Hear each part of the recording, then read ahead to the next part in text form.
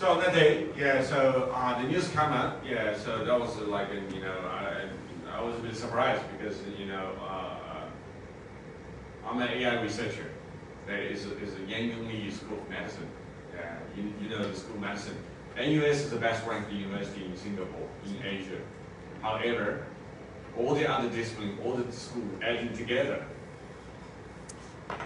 Yeah, so that Yang School of Medicine, single school in the NUS. The funding, yeah, is half of the funding for the entire NUS.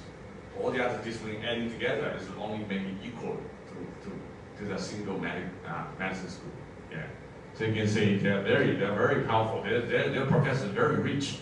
They recruit the best professor from the United States with a salary package of 1.2 million US dollar.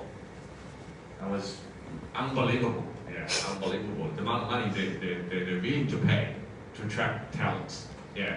And during that one, yeah, so and during my talk, you know, when the news came along of Nobel Prize, you know, because chemistry is closely linked with medicine during that one.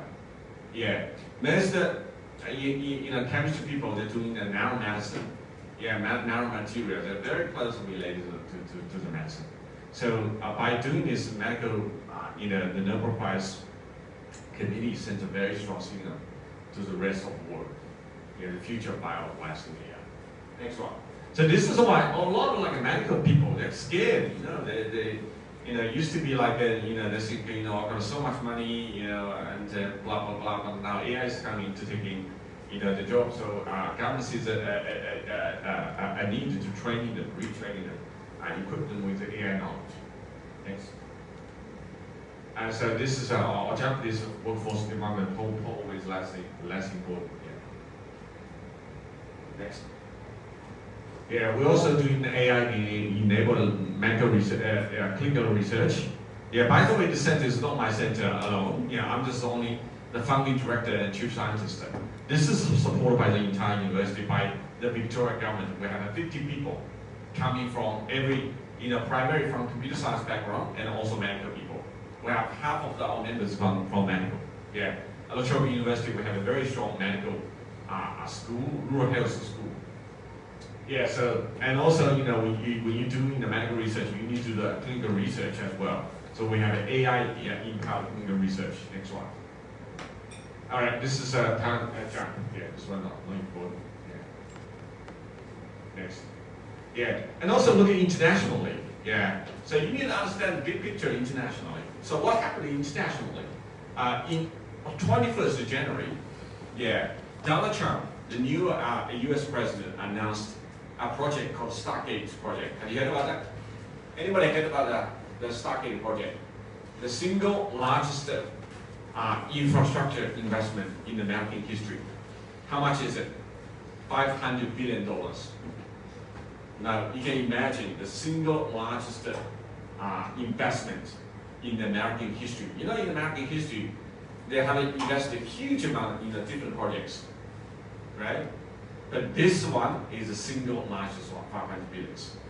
So in the press conference in the White House, there was journalists asking a very challenging question. What do you guys need $500 billion for? That was a very challenging and thought-provoking question, isn't that right?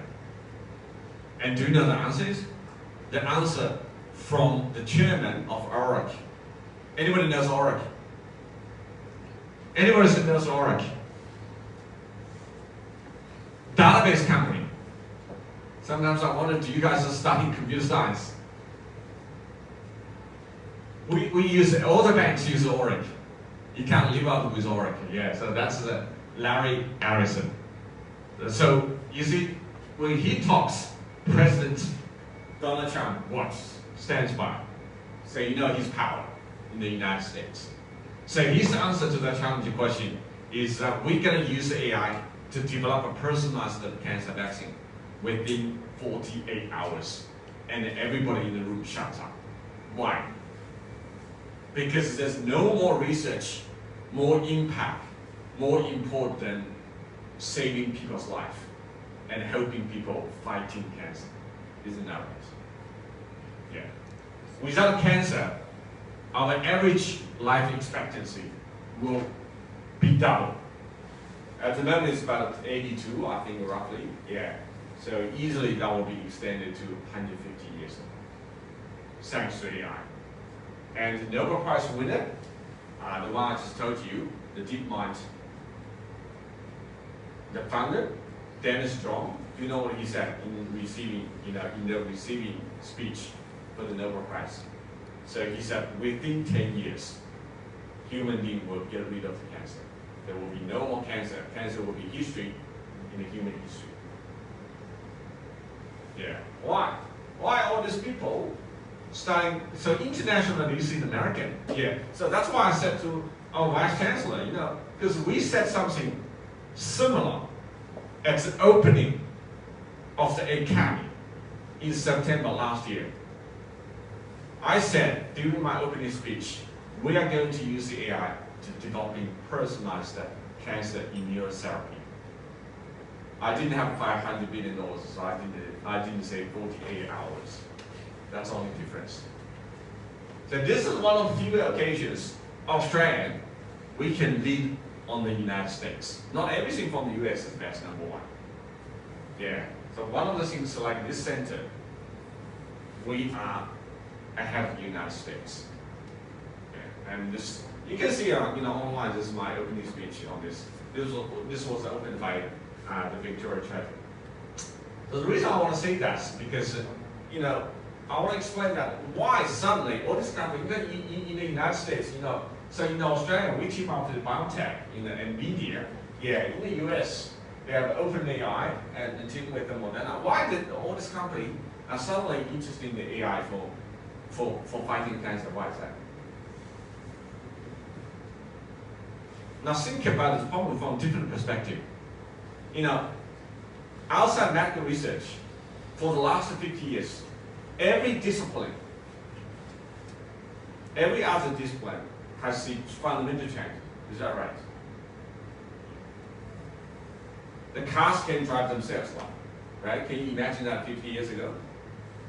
Isn't that right? Yeah, autonomous driving. We are sending people to live on the Mars. Elon Musk is colonizing Mars, right? And the mobile phone, now we can connect in with the satellites anywhere. Doesn't matter where we are, right?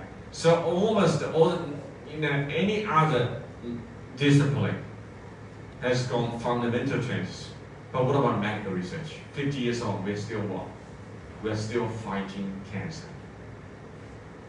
30 years on, we are still what? We're still curing HIV. Despite so much money I've already spent in medical research. Because I said all the other disciplines adding together is not 1/5 of the money spent on the medical research. And those medical doctors receive such high salary. Why? They're not, you can't say they're not bright, they're not smart. But why after so much money, after so much talent in the medical research, why 50 years we're still fighting cancer? Why is that? The answer, I think, is the tools. Traditional medical research tool is what? Is try and error, experiments. Isn't that right? You think about formula, molecular structure, you do experiments. Try and error. This is very, very slow, very time consuming, very money costing. All right? It is time to use a new tool like AI. So with the AI, we can do the high screen put, candidates, like screening, rather than finding the optimal solution, right?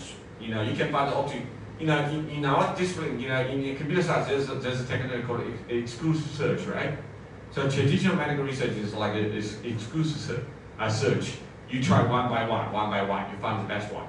They'll give you 100 numbers, right? You compare each one with each other, you find the largest number, right? That's called try and error. But with the AI, you don't do that. It will give you, for argument's sake, the best of 5 candidates or 10 candidates, and you choose the best one through experiment. So this can dramatically reduce the cost and also time as well. So this is like I said, yeah, this was like what you're seeing here is September last year, and during my opening speech, I said something. I was very proud. I didn't know that. I didn't know. Donald Trump is gonna. Donald Trump wasn't even president at that time. Yeah, I didn't know United States was going to spend $500 billion on the Stargate project. So during my speech, I said that one of the first priority, foremost priority for our center is using AI to develop cancer immunotherapy. I didn't say 48 hours. I didn't know because I thought it might be like a few years at least. Yeah. So so we have two partner. Yeah. So one, this guy, you know that? You know this guy? Yeah.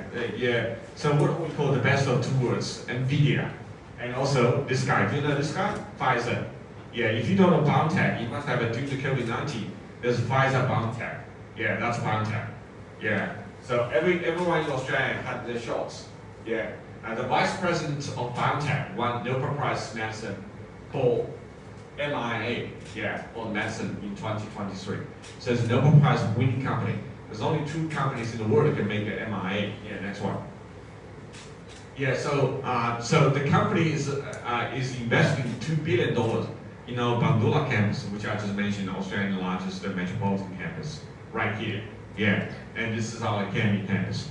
So we have access to Nvidia and to this MI manufacturing facility. Yeah, next one. Yeah, and Nvidia come on board, and not only just like as a partner. Yeah, so they give us Australian the first H200 GPU, which is the best machine you can buy in the market at the moment. Yeah. The Blackwell might be faster, but you can't buy it. It's not in the mass production. Yeah. So during the chat last year, and we were competing with the University of Sydney on Australia's first X200. I said to Nvidia country manager in Australia, yeah, I said, I don't have much money. Yeah, because this is a government center, I only have a set budget, but I want your best GPU. This is all the budget in there. You have to give that. Not only that, and I want you to put your give us, because I know University of Sydney was competing with us. And I said you have to give that the first one to us, and you have to mention that in the media release. Right? They did that. Yeah, you can have check on the Academy opening media release. Nvidia said Australia's first H200 was given to La Trobe University Academy. Yeah. So this next one. So this is a partnership. Yeah. So we don't want it to be one of the transactions. Now, so Nvidia not only supporting with us, with the machine, yeah, and also supporting with a computing platform like a Clara, yeah, the life science computer platform, and also CU content, yeah. So next generation. Have you heard about QDA? Do you know? Yeah. The Nvidia is the reason why Nvidia became famous because what? Because QDA. Have you heard about QDA? QDA is Nvidia proprietary in a computing architecture. But the next generation of QDA is CU content. Is QDA. Yeah. So it's quantum technology powered GPU computation. Yeah. So that will power the next generation deep learning. Yeah. Next one. All right, so so we are running master and PhD programs, within the academy. So we just offer 8 projects to the academy students, PhD students, and plus we have Moderna. Moderna, the previous company, teamed up with OpenAI, and also have a quantum computing master scholarship with us. Next one. So those are projects, PhD and honors projects, just in case you're interested. Yeah, and also we are talking with BioNTech, another one. Yeah, next one. All right, this is some of the selected, things we do, like a foundation model for diverse biology data. There's multimodal, so we're building, the biology data is coming from everywhere. You have a multimodality. Do you guys know modality? So that's original ChatGPT is single modality. That's only just text-based. But these days, the more advanced large language model, the multimodal, they can accept the image video, image data, text data, and the video data. Next one. Yeah. So, and I just before I conclude my lecture, so I want to use this as an example to showcase this is how AI can advance medical research. The core part of this one is called nanoslide. It's an award-winning technology invented by my colleague, Professor Brian Abbey.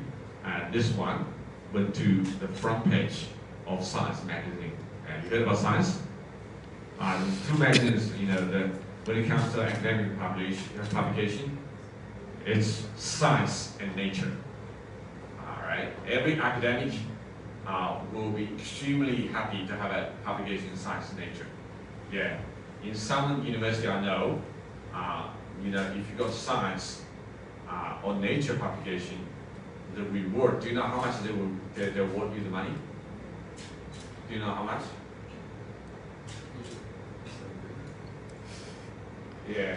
So in China, some university offer $150,000 US for single Science publication. This is a mountain.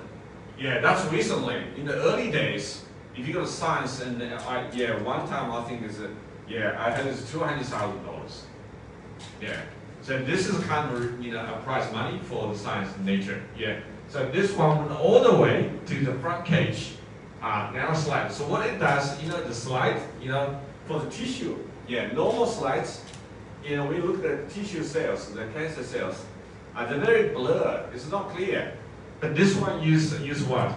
Use a narrow material so they can see the tissue, the cancer cells with that color.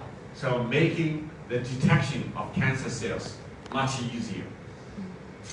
So what we did for them is that even though the narrow material can make the detection, diagnostics of the cancer cell much more easier, but still it's two-dimensional, isn't that right? We can put them, stacking them together, and then making a 3D, you know, three-dimensional computer vision rendering. So this is what we did on the right for them. So this allows the doctor looking at a cancer from any angle, 360 degrees, to further improve the accuracy of the cancer diagnostics. All right, I'll stop here. Yeah, thank you very much. This is the last one, I think. Yeah. So I'd like to answer any questions from the audience.